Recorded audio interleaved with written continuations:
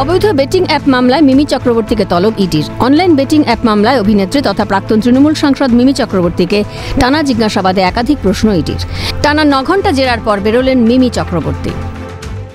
দীর্ঘ 9 ঘণ্টা টানা জেরার সম্মুখীন হলেন তিনি। মাঝখানে কিছুক্ষণ মধ্যাহ্নভোজের বিরতি ছিল, কিন্তু বাকি সময়টা টানা গোয়েন্দারা তাকে জিজ্ঞাসাবাদ করেছে বলে আমরা জানতে পাচ্ছি। এবং টানা 9 ঘণ্টার পর তিনি বেরিয়ে এলেন প্রবর্তন ভবন থেকে এবং এসে সোজা গাড়িতে উঠে গেলেন। কোনো কথা বলতে রাজি হননি মিমি চক্রবর্তী।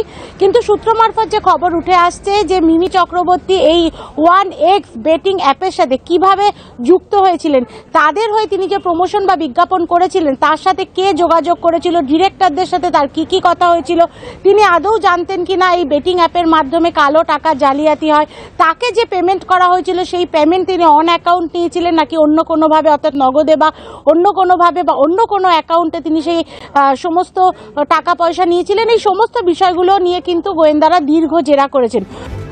ইডি সূত্রে জানা গেছে IXBet নামক একটি অবৈধ বেটিং অ্যাপের ব্র্যান্ড অ্যাম্বাসেডর ছিলেন তিনি। তদন্তের অংশ হিসেবে ইডি PML এর অধীনে বক্তব্য রেকর্ড করার জন্য তাকে তলব করে। প্রবর্তন ভবনে ইডির সদর দপ্তরে আইনজীবীকে সঙ্গে নিয়ে সকাল 10:40 নাগাদ আসেন মিমি চক্রবর্তী। ইডি সূত্রে জানা গেছে বেটিং কোম্পানির সঙ্গে নিজের কন্ট্রাক্ট পেপার নিয়ে আসেননি মিমি। তদন্তকারী আধিকারিকদের দাবিতে কর্মচারী মারফত কন্ট্রাক্ট পেপারের কপি এনে জমা দেন মিমি। মিমি চক্রবর্তী নিজের ইনকাম ট্যাক্স ফাইল, নিজের ব্যাংক ডকুমেন্ট সমস্ত কিছু জমা করেছেন। কন্ট্রাক্ট পেপার, যেটা এই কোম্পানির সাথে তার কন্ট্রাক্ট হয়েছিল 1x বেটিং সংস্থার সাথে, সেই কন্ট্রাক্ট পেপারও কিন্তু জমা করেছেন মিমি চক্রবর্তী আজকে ইডির গোয়েন্দাদের কাজে। ইডির তলবে শুরু রাজনৈতিক তরজা। কোন অপরাধে ইডির তলব, প্রশ্ন বিধানসভার স্পিকার বিমান বন্দ্যোপাধ্যায়ের। কি মাথা মুন্ডু নেই, কেন ডাকছে আমি কিছু বুঝতে পারলাম না। অনেক বিজ্ঞাপন সংস্থা রয়েছে, তাতে অনেকে অনেক বিজ্ঞাপন দেয়, অনেক সোনার বিজ্ঞাপন দেয়, অনেকে তাদের প্রোডাক্ট বাজারে লঞ্চ করার জন্য বড় চিত্র তারকা খেলোয়াড়দের নিয়ে তাদের প্রচার করেন। তাতে অপরাধটা কী আছে আমি জানি না, কেন ইডি ডেকে পাঠিয়েছেন আমার কাছে পরিষ্কার নয়।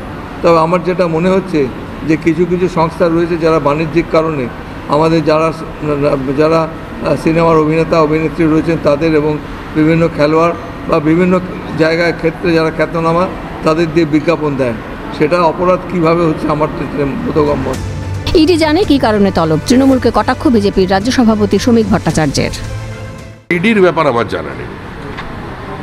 ইডি সিবিআই তো কেস্ট প্যারেট নয়, এটা পশ্চিমবঙ্গের CID কিংবা পুলিশ নয় যে নেতারা সব জানতে পারবে, পার্টির কর্মীও জেনে যাবে কি হবে। ওটা ইডির বিষয়, ইডি দেখবে। এখন যেটা প্রশ্ন যে এই জেরাতে গোয়েন্দারা সন্তুষ্ট নাকি ফের আরও একবার মিমি চক্রবর্তীকে ডেকে জিজ্ঞাসাবাদ করবেন তারা। তবে মিমি চক্রবর্তী এই বিষয়ে মুখ খুলতে চাননি, সুতরাং আগামীতে কি হচ্ছে সেদিকেই নজর থাকবে আমাদের। উল্লেখ্য 16 সেপ্টেম্বর অভিনেতা অঙ্কুশ হাজরাকে এবং অভিনেত্রী উর্বশী রাউতেলাকে তলব করেছে ইডি। অবৈধ বেটিং অ্যাপ প্রচারের জেরে এ পর্যন্ত বলিউড এবং দক্ষিণী সিনে ইন্ডাস্ট্রির একাধিক তারকাকে আইনি গেরোয় পড়তে হয়েছে। সেই তালিকায় এবার জুড়ল মিমি অঙ্কুশের নাম। ইন্দ্রাণী দাশগুপ্তের রিপোর্ট, ক্যালকাটা নিউজ।